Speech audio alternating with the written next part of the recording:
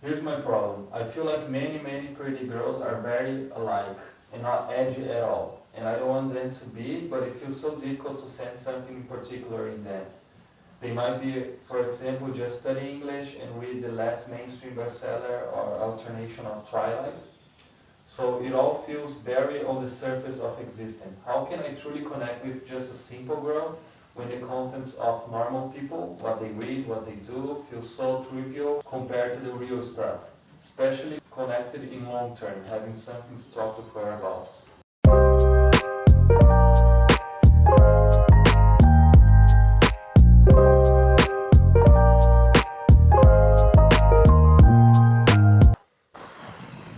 Sounds like you're bored. The thing that I always ask when people are curious or not able to see fascination, have intrigue in the other, is can you have fascination or intrigue in yourself?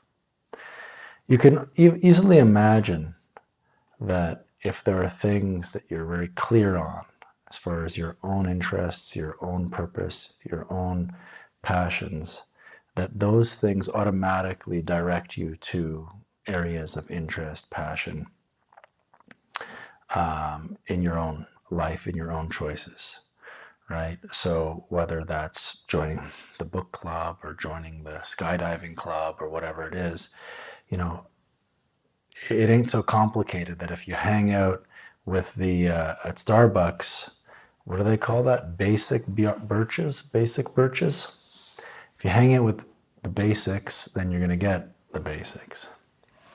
And that could be another way to look at the whole question.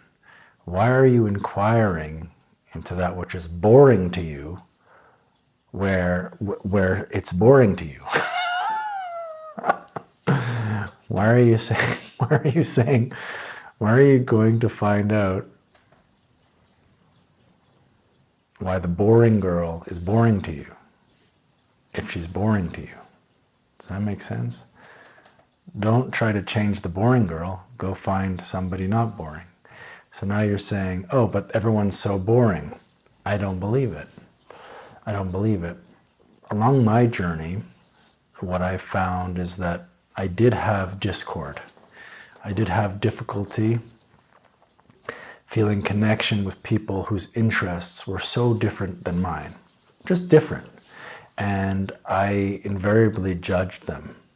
I said, oh, you're not interested in deep talks, you're not interested in meditation, you're not interested in travel, or everyone is interested in travel, right? But people who weren't deep in my way, weren't reflective in my way. Oh, they want to just go to university, they want to go to school, they want to get a job in marketing or advertising, and it's like, oh God, you see a million of those kinds of girls and guys in New York. And it's very painful. Sure, it's very painful.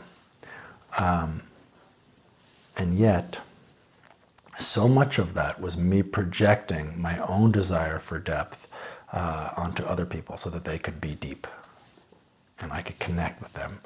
But the more that I encountered and inquired into my own depth and my own need for depth, the more that I felt that my range of relationship, the people I could hang out with, was much more broad.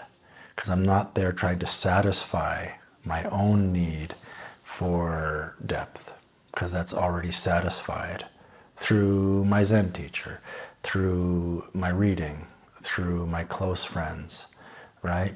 Then there are other things that you connect with with a person, okay? Generally speaking, you could say, and I've said this before, that you need somebody who's intelligent, okay?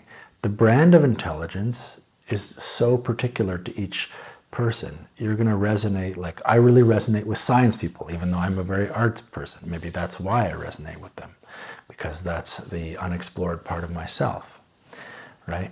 So there's going to be differences on who you prefer that has nothing to do with who you are like and what you are good at. So that means you have to be open to experiencing many different things and then finding out what feels right. So I lost my train of thought. So there's intelligence. Then you have affection, compassion.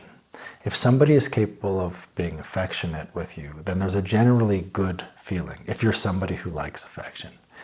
All right? Then you have compatibility at the same tone or frequency of your own affection. Then the other thing is industriousness, that she has her own world, that she's busy with her own thing and not using you to feel more involved in the world. She has to have that, and you have that, and then you complement each other. From that, the nuances, okay? Now that could have been a basic birch, a basic bitch, what I just described. Okay, she's intelligent, sure. She's industrious, she has her own thing, sure.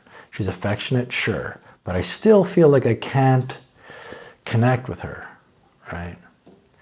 This is going to be something you have to explore, because it's just not true that the nuances, the deeper nuances that go beyond personality type, how it is with another person, that's something that is that's the important thing. How it is with another person, beyond those elemental things, elementary things which need to be there. Provided they're there, you will find nuances, and this requires that you're comfortable with yourself and that you're open to the other person's story.